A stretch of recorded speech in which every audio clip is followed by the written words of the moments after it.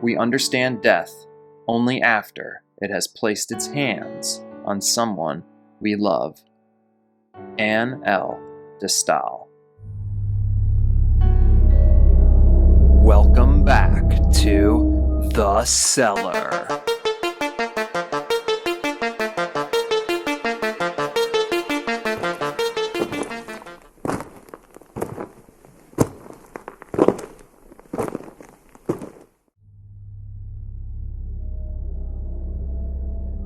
It was Friday, August 24th, 2019, in the city of Orange, Texas. Orange is the easternmost city in Texas, located on the Sabine River at the border with Louisiana. Orange is roughly 113 miles or 182 kilometers from Houston, Texas. The city's population hovers around 19,000 people. On this particular day, two of those residents were heading out to truly start their future together. Harley Morgan, age 19, and Rhiannon Boudreau, age 20, were both high school sweethearts.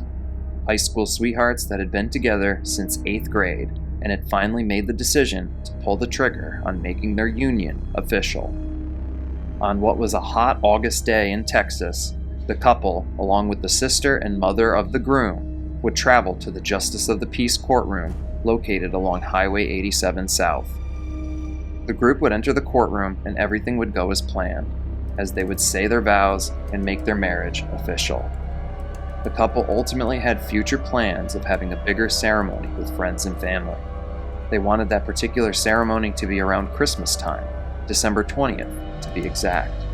But for now, they were both just ecstatic to finally be husband and wife.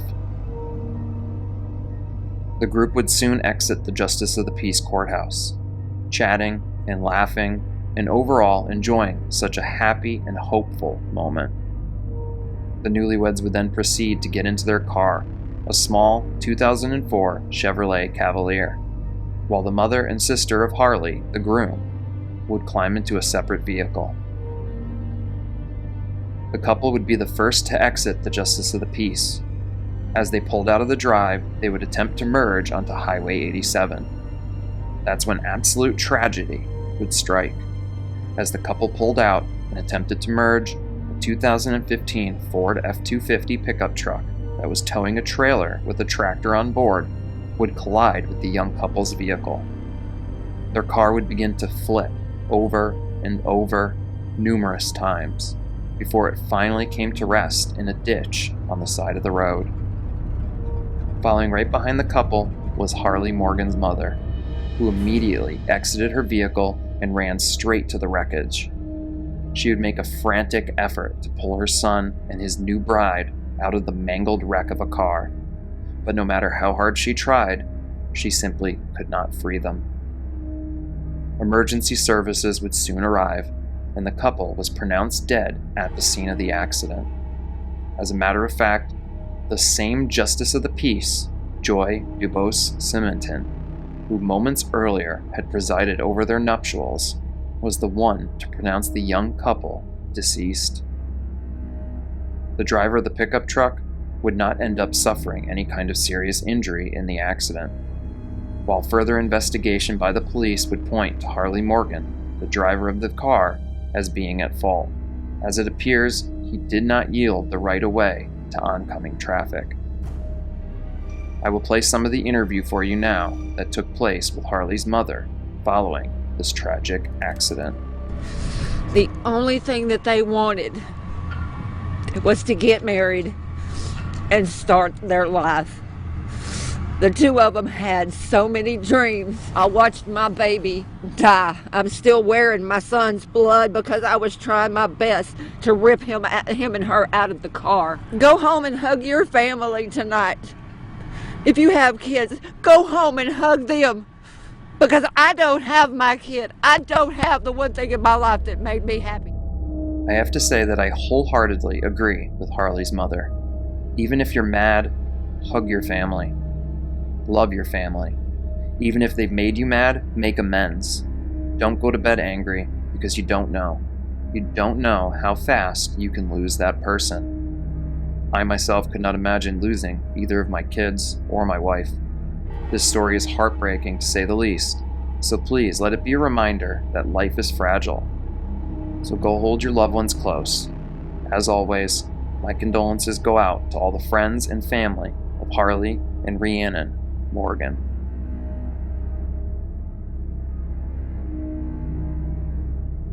Candace Elizabeth Newmaker was born November 19, 1989, in Lincolnton, North Carolina. Her mother at the time was only a teenager, and from all reports, her father was abusive. Having to grow up in such a negative space greatly affected Candace, especially later on in her life.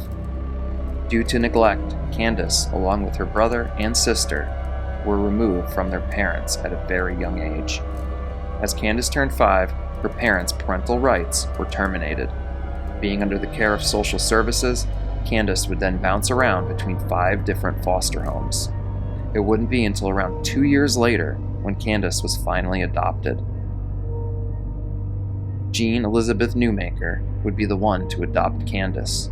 Jean was a single woman who lived in Durham, North Carolina, where she was a pediatric nurse practitioner. Jean was excited at first about the adoption, but that excitement would begin to wane only a few months into the newly formed relationship. Candace's behavior and attitude was extremely combative. Her upbringing had affected her in such a negative manner, and it was clear that she needed professional help. Within only a few months of being adopted, Candace would begin seeing a psychiatrist. She was given meds and was seen on a regular basis, but over the course of the next 2 years, her behavior only worsened. Within my research, there were reports of her playing with matches, killing goldfish, and abusing other children. On the flip side of things, there were also reports given that her teachers and neighbors saw none of the problems that were reported by her adopted mother, Jean Newmaker. Where the truth ultimately lies is not clear. Following numerous attempts with medications and treatment, Candace was eventually given a diagnosis of RAD. RAD, or reactive attachment disorder, is a condition where a child doesn't form healthy emotional bonds with their parental figures. This is often because of emotional neglect or abuse at an early age. Children with RAD have trouble managing their emotions. Through further research, I did find that Candace was given this diagnosis without meeting all of the criteria for said diagnosis. So whether she was or wasn't actually suffering from reactive attachment disorder is also very unclear. Following this diagnosis, Jean would begin looking into attachment therapy.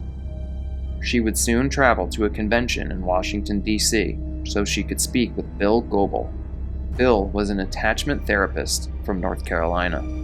At the convention, Bill Goebel would go on to state that Candace was a very severe case, but he didn't have any time to work with her. This led to Jean being referred to Connell Watkins in Evergreen, Colorado. Jean would soon sign her adopted daughter Candace up for a 2-week intensive attachment therapy program. This program would cost Jean $7,000 up front. After paying for the session in its entirety, Candace and Jean would travel to Colorado. Step 1 of the treatment was to separate Candace from her adopted mother, Jean. Candace would now live with her new, therapeutic foster parents. As Candace's therapy began, the biggest thing that was first pushed onto her was directives that she needed to deny her birth mother and accept Jean as her mother instead. Now yes, Candace's mother had her kids taken away, but after digging deeper into this case, I found that her mother was not abusive like her father. Candace's mom was simply a teenager with little education who had no support from the deadbeat dad. Struggling to support herself and her kids, reports of neglect would soon add up. Candace's mother was trying to do all she could to not lose her children, and it led her to run away with her kids to a different county within North Carolina. After running and trying to hide from the Department of Social Services for so long, they finally caught up with her and simply took her kids away, as well as all her parental rights. Candace's mother loved her kids, but she seemingly didn't have any kind of support system to do so properly. Nonetheless, during Candace's 2 weeks of therapy, she was told numerous times to simply let her biological mother go. That now brings us to the second week of therapy, the day of Candace's rebirthing ceremony. What is a rebirthing ceremony, you might ask? Well, it's a controversial topic, so let's dive into it. For this particular session, Candace was instructed to sit in the fetal position on the floor. A flannel sheet was then wrapped all around Candace. Following this, a dozen or so extremely thick pillows were piled over her. The idea was to simulate a womb or birth canal. Candace was then instructed to fight her way out, while 4 adults pushed down on her with the pillows. This means that a 70-pound, 10-year-old girl was expected to fight her way out of a sheet, pillows, and 4 adults that weighed over a combined total of 673 pounds or 305.2 kilograms. Now, before we dive into the rest of this, I want to let you all know that viewer discretion is advised. What ultimately transpires during this story is straight up horrifying. I also want to add that this entire therapy session was filmed and later shown to a courtroom. As Candace made every effort to escape, she would soon start screaming that she couldn't breathe. She would follow this up by saying that she couldn't move and couldn't find a way out. She would proceed to scream for help numerous times as every minute would pass by. 11 times during the session, Candace would tell the adults that she thought she was going to die. Julie Ponder, one of the so-called therapists holding Candace down, would respond by saying, "Go ahead, die right now. For real, for real." At the 20-minute mark, Candace had already vomited and excreted within the sheet. Even with this transpiring, she was kept restrained.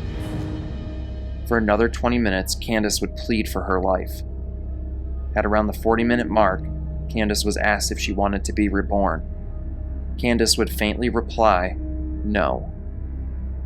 Julie Ponder at this point would start yelling at Candace, "Quitter, quitter, quitter, quitter, quit, quit, quit, quit. She's a quitter."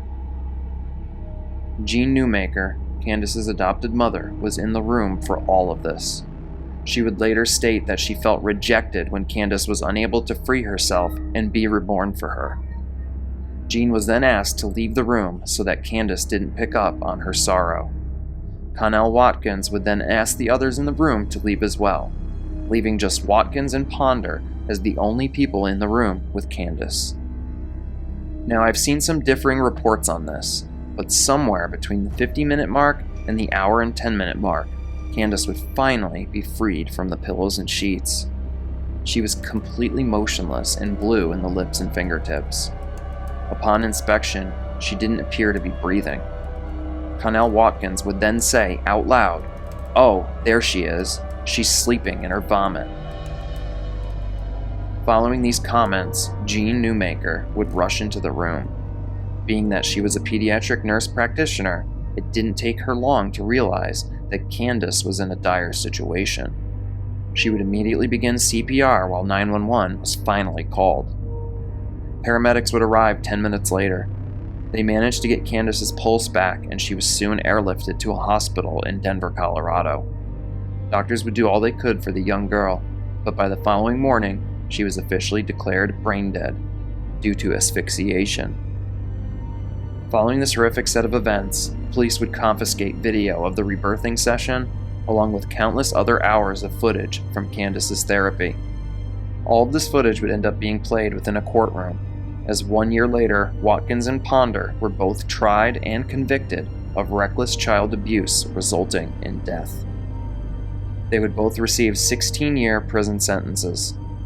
As for the therapeutic foster parents, well, they also pleaded guilty to criminally negligent child abuse and were given 10 years probation as well as 1,000 hours of community service. Not enough if you ask me. As for Candace's adoptive mother, Jean Newmaker, she pleaded guilty to neglect and abuse charges and was ultimately given a 4-year suspended sentence. Following the sentence, the charges were expunged from her record. One silver lining came out of all of this pain, and that was the enactment of Candace's law in Colorado and North Carolina. This law would ban reenactments of the birth experience. The hope is that no more children ever have to go through the horrifying experience that Candace endured. My thoughts and prayers are with Candace, as I hope she has found peace in whatever may await us following our time on this planet. Thank you all for tuning in to another episode. Please leave a comment and let me know what you thought about the stories covered in today's videos. If you enjoy the content, please hit that like and subscribe button. It helps the channel continue to grow. Also, you can check the description box below and find the link to my merch store. Tons of awesome designs, and the proceeds help fund the channel. For those of you that are interested, I have a Cellar Dwellers membership tier for the channel. It's $2.99 a month and comes with some pretty cool perks. So if that interests you, then please go and check it out. I also have that linked in the description box below. If you'd like to submit a real-life scary story that you would like featured on an episode on the channel, please do so using the email linked in the description box below. As always, I do all the research, writing, recording, and editing for the channel myself, so anything that you do to support this channel is greatly appreciated. Until next time, I will see you all again as we head back into the cellar.